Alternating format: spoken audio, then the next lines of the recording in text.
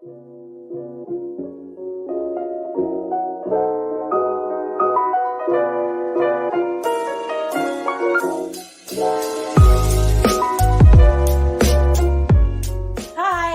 I'm Dee Dee West, and this is Broken Limelight, where I tell you true crime stories about celebrities. A couple of quick announcements before we get started. First of all, we recently got named one of the top 80 true crime podcasts on the web for 2022. We're really excited about that, so thanks to all of you guys who shared the podcast and told your friends about it and gave us reviews, because all of that really helped us get here. Which, speaking of which, if you haven't, it would really help us out if you would. Plus, who doesn't like to find out stuff about their favorite celebrities? I mean, I love true crime. I think most of us enjoy this because we really like the psychology of it. But I feel like as a society, we kind of tend to have a blind spot towards certain individuals, and me included. And I feel like maybe we need to take a step back and look at ourselves as well. And I mean, this is everybody. So yeah, let's talk about that. What's wrong with us? How do we fix it? Let's do this. Tell people about Broken Limelight. Thank you. So one thing I wanted to say real quick before we get started, since we're all true crimers here, there is a show on Hulu that's called Dead Asleep. Well, I think we shouldn't be watching that show. I don't know a lot, but here's what I gathered. There is a TikToker, and apparently she is the sister of Brooke, who is one of the people involved in this show. But apparently Brooke's family says that Hulu didn't have their permission to release this information, and it just doesn't tell Brooke's whole truth. So they're trying to get everybody to take it down and boycott it, for lack of a better word. She did mention, though, that if we're interested in the case and the full story of it, that we can look up Kendall Rae's coverage of the story on YouTube. Today I'm going to tell you the story of Tonya Harding, who was an American figure skater who participated in a plot to attack another figure skater named Nancy Kerrigan, who she was competing against. Allegedly. She allegedly participated. This is what we're going to get into. An assailant had been hired to break Nancy's knee before the competition, forcing her to sit out while Tonya continued competing. But it didn't take long before all eyes were on Tonya and her husband, Jeff Gillooly. So I want to say up front that a lot of this story that I'm going to tell you come from interviews from all the people involved in a few different books and documentaries. But it's important that you know that this is all a big ol' he said, she said. So when I say according to so-and-so, I'm not saying that that is truthful, and I'm not saying that it's untruthful. Basically, I'm just saying this is how the he said, she said went. I mean, you'll find pretty quickly that not everybody's super reliable here. In short, here's the facts. Flat out, do what you will with it. Tonya Harding was born in Portland, Oregon. Her mother was LaVonna Golden, and her father was Al Harding. Tonya was LaVonna's fifth child from her fourth husband. She grew up pretty poor. She said she moved 13 times in 5 years. Tonya began skating at the age of 3, training with Coach Diane Rawlinson. LaVonna worked multiple jobs to support them and to be able to afford the skating lessons. And she says that at just 3 years old, Tonya was able to mimic the moves of other people, and just picked up skating naturally. During her childhood, Tonya also hunted, drag raced, and learned auto mechanics from her father. LaVonna struggled to support the family while working as a waitress, and she would hand sew her daughter's skating costumes to save money. Tonya's parents divorced after 19 years of marriage in 1987 when she was just 16 years old. Tonya describes her mother as not a good one.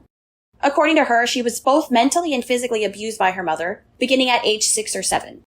She said, "She became very abusive and was drinking all day long, beating me, dragging me off the rink, hitting me with the hairbrush right in front of everyone." Tonya was often disciplined during practice for, not landing her jumps perfectly, or just not being perfectly poised, or just anything that was wrong with her performance. Tonya said, "There were so many times when my mother would be upset with me because I didn't skate good and drag me off the ice by my hair, take me to the bathroom, and beat my butt until it was black and blue." Tonya also says that LaVonna would drink constantly and put brandy in her coffee first thing in the morning, even before getting behind the wheel of a car. LaVonna has a whole other side of the story. She stresses that she tried to do the best she could as a mother and worked 3 jobs to pay for Tonya's training. She admitted to hitting her once at a competition while she was trying to do Tonya's hair, and Tonya wouldn't sit still as they were calling for her on the ice. Now, I will say that there was a witness to the time that LaVonna hit her with a brush, so me personally, I think that maybe LaVonna, that's the only reason she's admitting to it. That one time is because there was a witness. But LaVonna's just I smacked her just once with it. It wasn't even that hard. While Tonya's no, she beat me black and blue. Another thing I found interesting when you watch interviews with LaVonna, whenever she's asked about whether or not she abused or hit Tonya, she shakes her head and immediately says, "I worked day and night to get her everything she ever wanted," as if that means that she didn't also hit her.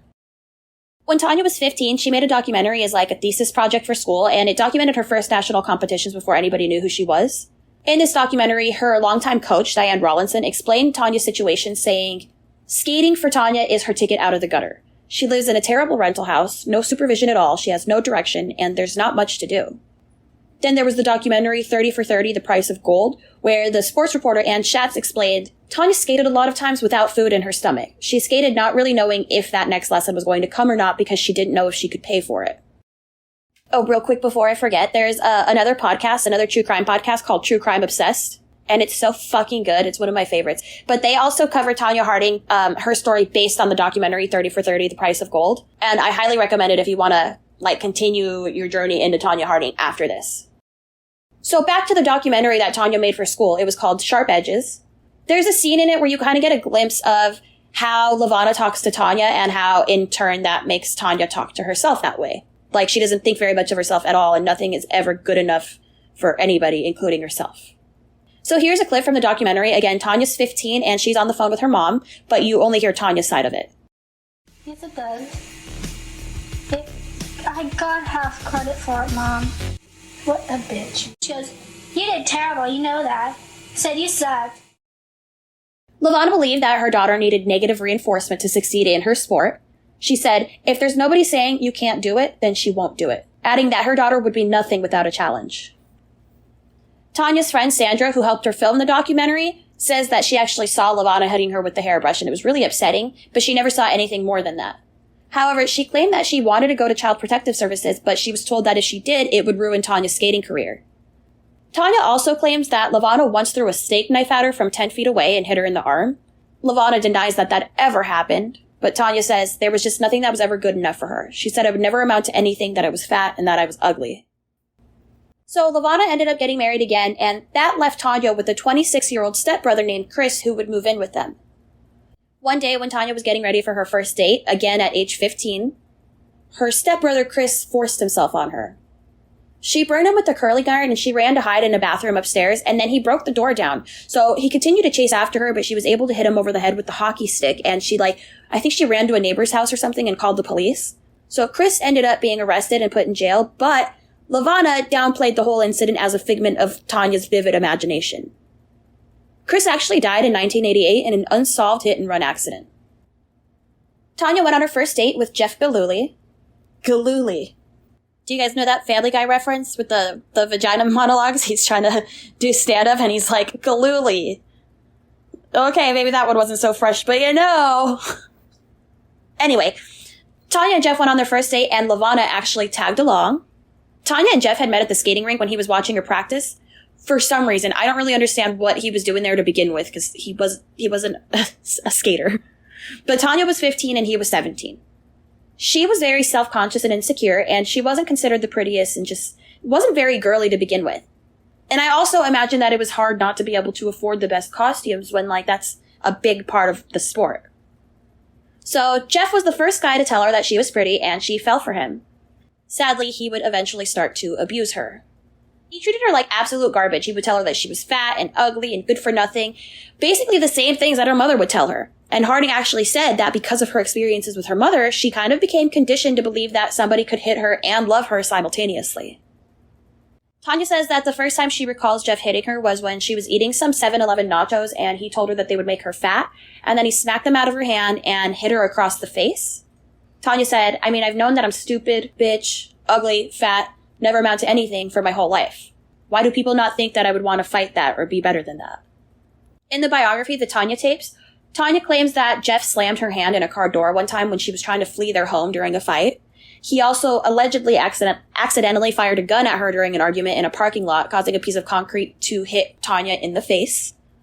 But when Tonya started winning her competitions and the idea of money started to surface, Jeff, not unlike Levana, would become just like Tonya's manager and start busting his ass to promote her. Tonya said, Jeff always put food on the table and a roof over my head. He paid for my skating for a couple of years. If it hadn't been for him during that time, I wouldn't have been skating. Tonya would move in with Jeff in 1988 and they got married in 1990. By 93, they would separate and she would file a restraining order against him. They would end up getting divorced and then they would get back together. Tonya was an extremely talented skater. She began to place at significant competitions at a young age, In 1986, she placed 6th at the United States Figure Skating Championships. In 87 and 88, she placed 5th, and she won Skate America in 1989. In 1991, Tonya Harding landed her first triple axel at the United States Championships. This was a really big deal. For one, there had only been one other person in the world that had ever done this. And it wasn't just pulling it off at the practices, it was pulling it off at the championship, like at the competition. Now, I personally don't know much about figure skating, but when you learn about the triple axel, it's hard. I mean, it's a lot of time spent up in the air, and that just gives more opportunity for mistakes. And then you kind of have to land backwards on your back foot. Anyway, it was really fucking hard to just land it perfectly, and Tonya did it. She was the first American to do it and the second person in the world. So she won the 1991 U.S. Singles Ladies. Single ladies. Oh, the single ladies. She won the 1991 U.S. Ladies Singles title with the event's first 6.0 technical merit score since Janet Lynn's 1973 performance at the U.S. Championships. She would land the triple axel again in March of 91 in the World Championships, but she would finish second behind Christy Yamaguchi and in front of Nancy Kerrigan. And this marked the first time that one country swept the ladies' medal podium at the World Figure Skating Championships. 1991 was a pretty good year for Tonya, but after that, things kind of went downhill. She twisted her ankle while practicing for the 92 U.S. Championship, and then her subsequent performances were just not that great. Also, judges at the time were giving her poor scores because they straight up didn't like her appearance and her personality. But they were, like, the way they explained it is that the sport has a lot to do with your appearance. It's poise, and, it's the way you dress, and things like that. And Tonya, well, like, for one, her costumes weren't the best, but she also was, like, instead of being, like, a little ballerina on skates, she was, like, athletic. And I guess they didn't like that. Plus, her personality was kind of gnarly, too. She would, like, cuss a lot, and she would talk back, and also the music she chose was shit like ZZ Top and, like, 80s metal. She was just different. She was, like, trying to be her own thing, and people didn't like it. People wanted her to be a figure skater. Like what they expect a figure skater to look like. And this just made her rebel even more. Again, she grew up a tomboy going hunting and going fishing with her dad and chopping up firewood.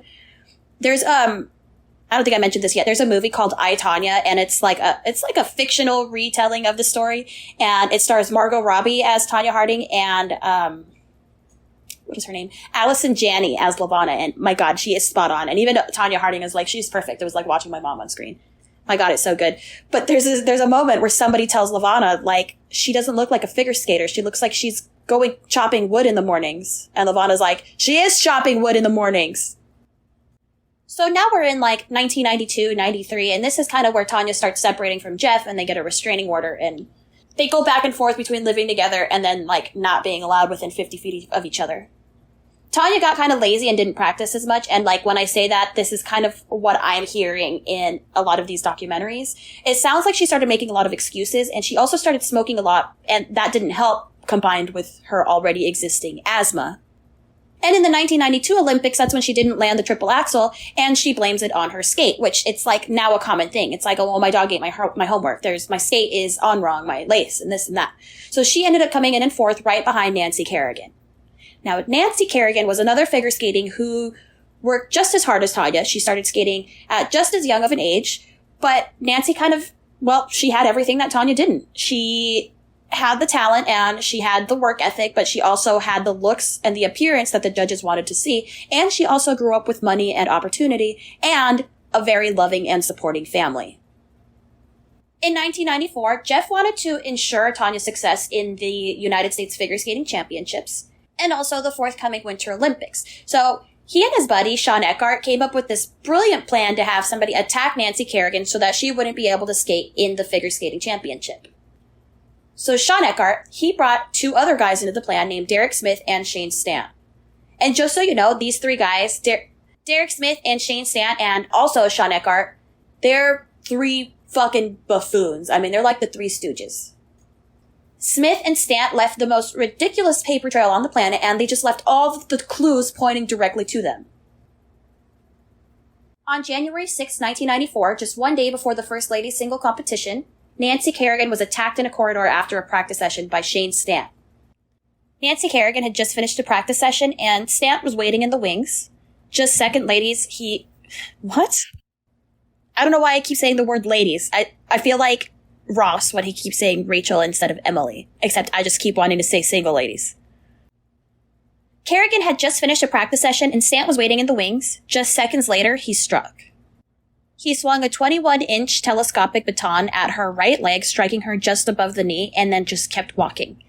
She collapsed and just started wailing. I mean, this was called the whack heard around the world. Shane just walked off like nothing, and Nancy's left there crying and crying and crying, just going, why? Why? What happened? What happened?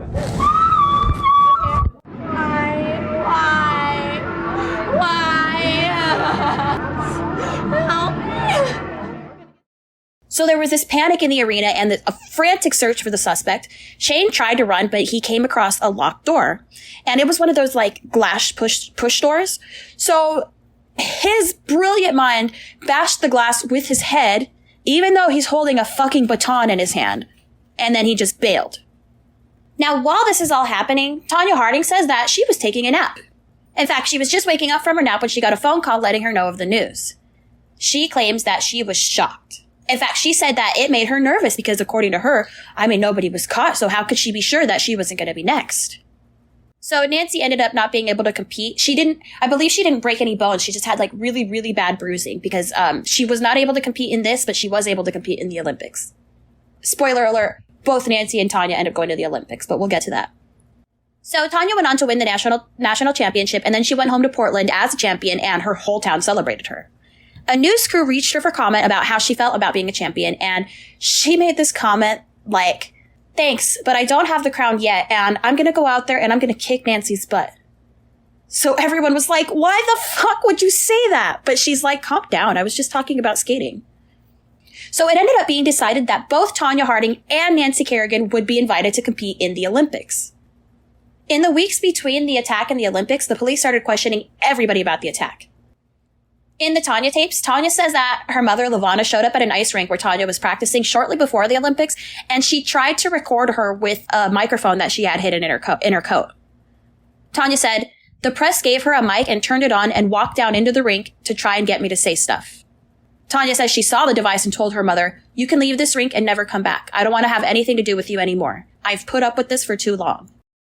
Sean Eckhart, his dumbass had gone around bragging to everybody about how he arranged this whole coup that he masterminded like he thought he was such a badass. So the police were led to Sean, and when they questioned him, he folded fast. He threw everybody under the bus. Oh, and he also told everybody that he was Tonya's bodyguard, which is debatable. It's I'm confused by this because I saw an interview where she was like, bodyguard, are you kidding me? He's dumb as a post. But I saw another report that said that she introduced him as her bodyguard, So Sean led the police to Jeff, and of course that raised a lot of questions about Tonya. And everybody was just pointing fingers at each other. Tonya continued insisting that she didn't know anything at all about the attack. In interviews, she has said that she wasn't even suspicious of Jeff or anything like that until the next 5 days or so. She says that he started acting suspicious, and then randomly something popped into her head. She remembered that a month or two earlier, she had overheard Jeff and Sean talking about, quote, taking somebody out to make sure that Tonya gets on the Olympic team. But supposedly she didn't hear anything specific, and she didn't think they meant anything take out meant anything violent. She apparently went up to them and she was like, what do you mean? I can skate. She was just like, the fuck are you talking about? But then I guess when he started acting suspicious in the days after the attack, she started questioning him okay, what do you know? Or what are you not saying? The media was all over Tonya. There were reporters showing up at the rink where she was practicing, just trying to question her all the time. Once Sean was questioned and he named Jeff, Jeff pled to an assault charge, and the agreement required him to testify for the state against Tonya Harding. Tonya says that it was then that she realized that the two of them were involved in Nancy's attack, but she didn't know to what extent. So Tonya went in for a voluntary interview. She was interviewed for 10 hours, and her story was inconsistent. She, at first, continued insisting that she didn't know shit until they told her, listen, we know you're lying, and we can tell you how we know that you're lying. So then she's like, okay, listen, it's not easy for me to tell on somebody that I love. But Jeff did it. And then she gave a press conference saying this. I would like to begin by saying how sorry I am about what happened to Nancy Kerrigan. I am embarrassed and ashamed to think that anyone close to me could be involved. I had no prior knowledge of the planned assault on Nancy Kerrigan. I am responsible, however, for failing to report things I learned about the assault when I returned home from nationals. Many of you will be unable to forgive me for that. It will be difficult to forgive myself. When I returned home Monday, January 10th, 1994, I was exhausted, but still focused on the national championships. Within the next few days, I learned that some persons that were close to me may have been involved in the assault. The United States Figure Skating Association now had to decide if she should be allowed to skate in the Olympics while the case was being investigated. But Tonya felt that she had earned every right to be there, so she ended up suing them. So now we get to the 1994 Olympics. There was a lot of media there that had never been there to cover a figure skating event before, and it was all because people just wanted to see the beef between Nancy and Tonya. They wanted to see them skate against each other. And it was packed. There were like 700 plus photographers on them. Nancy decided to wear the same exact outfit that she was wearing when she was attacked. This was like a power move. I mean, this was so much drama. And Nancy and Tonya were just like completely ignoring each other. Like there's so many pictures out there that like I'll upload to the website of them just like skating past each other and right next to each other. And like it's so clear that they're avoiding eye contact. And Tonya kept downplaying the Nancy situation. Like it's so awkward. Maybe she was nervous, but like there's an interview she did with Connie Chung where Connie's like, so Tonya, everybody's talking about you and it's not because of your skating. You know that, right? And Tanya's like, no, I don't know that. It is because of my skating. It's because I'm so good. So Tonya goes on to skate at the Olympics and she bombs it the first try. She doesn't land her jumps. She is a hot mess. And Nancy comes out and skates and she is absolutely flawless. She nails every move. It's a clean win. But Tanya's like, I'm not giving up. I'm going for the gold. So then it's Tanya's turn again and they announce her name and nobody comes out. So they announce it again and nothing. There's like 45 seconds left and you can see cameras where there's just like people huddled around there where like nobody understands what's going on. And then the announcer's like, if she's not here in 45 seconds, I think they're going to disqualify her. So Tonya arrives on the ice just 6 seconds shy of disqualification. Apparently she had a problem with her lace, but like you can see on the cameras that she's just like, forget it, I'm not going to let it hold me, and she comes out. But like as she's coming onto the ice, you can see that she's still like, she bends down to like retie it, like you can tell it's not comfortable. Oh, and then she kind of mumbles something like, oh, I hope I don't break my ankle or something like that. So she arrives just 6 seconds shy of disqualification and she launched into her program only to cut the routine short because of her lace. So like she goes for a jump. I think she went for a triple and it ended up being a single. Like she couldn't make it. And then for a second you see like she's going to keep trying and then she just stops and like her face changes and she starts crying. So she skates over to the judges and she puts her foot up on the ledge to show them her skate and she's just like, my lace is broken. And by the way, I have to clarify this because it sounds like unprofessional the way she just like goes up to the judges, but apparently that's what you're supposed to do. If you like, it's a big safety thing to have your laces perfect. So like you're supposed to approach the ref and let them know what's going on. Or to clarify, I think what happened was one of her laces broke, so she used a new lace, but it was like shorter than the other one. Like it was too short, so it was like uncomfortable and she thought it was going to cause an accident. Anyway, the judges gave her a second chance. She went for her triple and landed a double instead, so therefore she lost her chance for a medal. Then it's Nancy Kerrigan's turn again. She comes out in this beautiful Vera Wang dress and again is absolutely flawless. She nailed all of her jumps and she felt good. She did very well. So who do you think got the gold? Well, unfortunately, a 16-year-old figure skater named Oksana Bayul came out of nowhere and beat Nancy by 1/10 of a point, taking home the gold. The irony of all this drama, and neither Nancy or Tonya win the gold.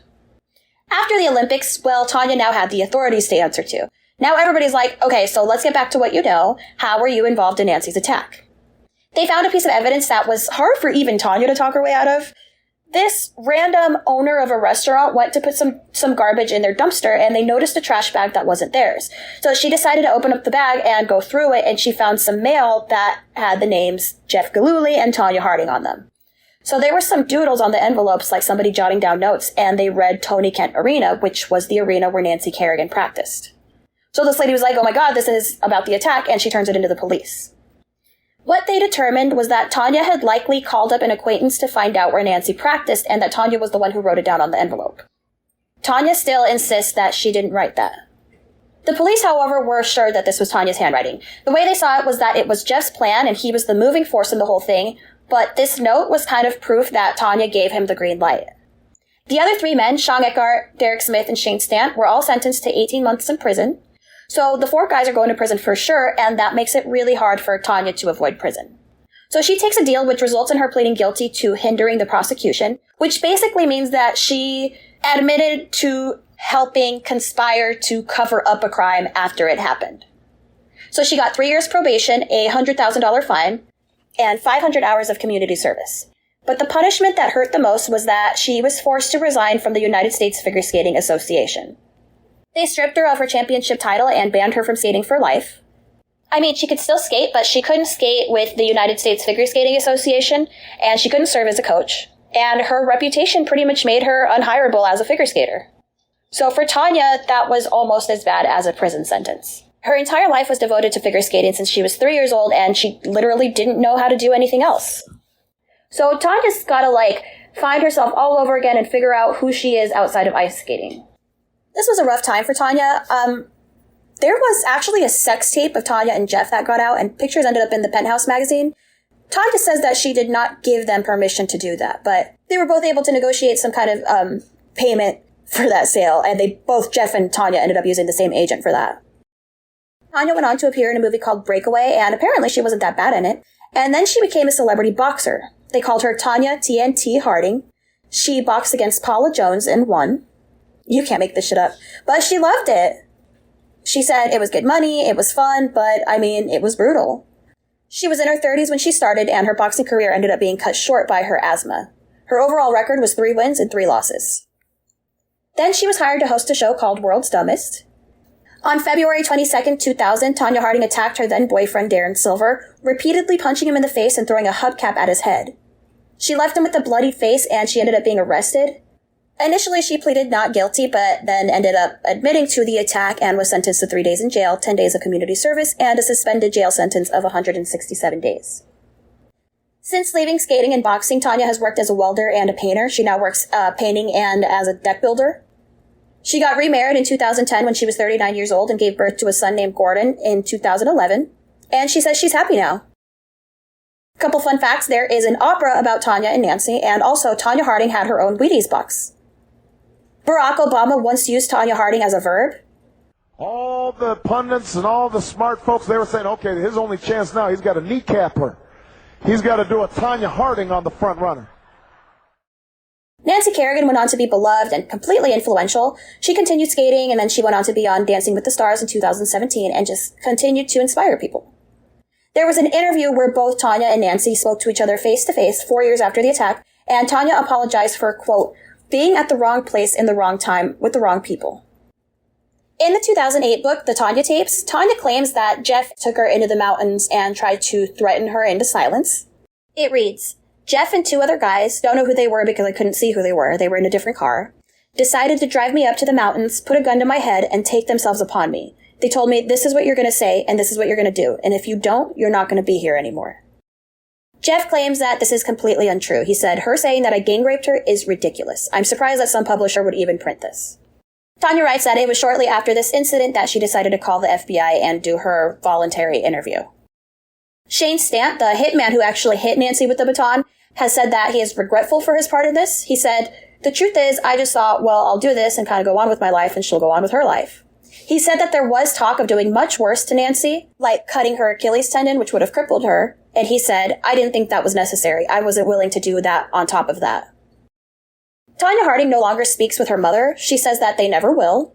She says, I gave her the opportunity to be a mother and it did not happen. I have forgiven her for everything she has done to me as a child, but I'm okay. I'm alright. Lavana says, she wouldn't know what a beating was. I've never abused my children. She's lied so much she doesn't know what isn't a lie anymore. Jeff also says that Tonya's a huge liar and it's not even worth it to respond anymore. Jeff Gillooly changed his name. He's now Jeff Stone. And he did say that he's saddened by the fact that Tonya Harding is now remembered for the thing that he talked her into doing, rather than for the talent that she had on the ice. And he says that he is sincerely apologetic towards Nancy Kerrigan. All right, so that's pretty much it. Like I said, watch the movie I, Tonya, because they actually did interview Tonya Harding a lot for it. I mean, Jeff Gillooly and LaVonna Golden say that it's full of false information. I mean, it probably says a lot about them that they don't like, but who knows who really is reliable in this anyway. But I will say that the actress Margot Robbie, who played Tonya, she says that after speaking to Tonya, she fully believes and supports her. So, I don't know. Even watching interviews with Tonya, it's confusing. And I kind of, like, this is just me playing psychologist for a second. I kind of wonder if maybe her growing up being told that, like, nothing she did was good enough and just getting in trouble for, like, normal ass mistakes all the time, if maybe that kind of led to her coming up with excuses for herself. Like, I don't know, like she's constantly trying to justify things that are human, and maybe she just kind of goes overboard. I don't know, I'm not trying to justify it, I'm just trying to understand it. Alright, so that's it for today. Thank you guys again for all the love you've given our podcast. I'm just like shocked that we were named the top 80 true crime podcasts on the web in 2022. We came in at number 57, which is like pretty good, right? I mean, this is the first time we land on a list, and that's not so bad. Anyway, I hope you guys enjoyed this episode and what we have cooking up. Feel free to reach out if you want to hear a case featured on Broken Limelight podcast. Actually, we just did like a poll on Facebook. If you want to like participate in these polls, like go ahead and follow us on Instagram and Facebook and on the website brokenlimelight.com. But anyway, I posted a list of some cases that you guys would like to hear, and I got a lot of votes for Sam Cooke. So yeah, Sam Cooke has a pretty interesting true crime case that we might have to cover pretty soon.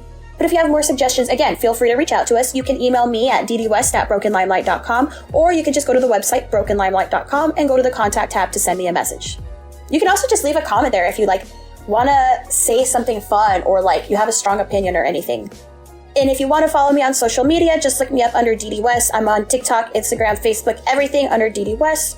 Or there's also a Facebook page specifically for Broken Limelight. And I'm also now starting to get more content onto my TikTok and my YouTube channels. By the way, if you're not following me there yet, please do.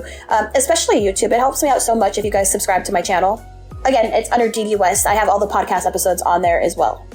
Okay, that's pretty much it. Thank you guys so much again for your support. Goodbye.